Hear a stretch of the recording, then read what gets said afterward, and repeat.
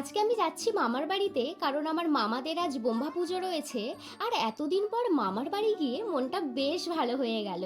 আর জানো তো, এখানে আমার ছোটবেলার অনেক স্মৃতি জড়িয়ে আছে। এই যে বট গাছটা দেখছো, এটা বহু পুরানো গাছ। আর এই বট গাছের ঝুড়ি নিয়ে আমরা যে ছোটবেলায় কত দোল খেতাম, সত্যি সেই দিনগুলো মনে পড়লে আজও খুব আনন্দ লাগে। এদিকে আমার বোনকে দেখো, ও তো দুলতে পারছেও না, তাও আবার ছাড়বেও না।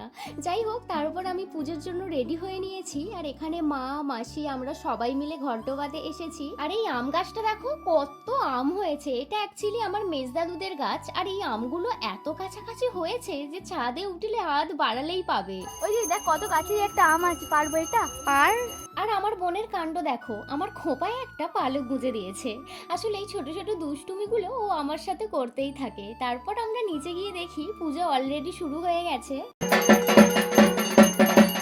তারপর পুজোয় 3টে 4টে নাগাদ শেষ হলো। আর এভাবেই অনেক মজা করে আজকের দিনটা কাটালাম।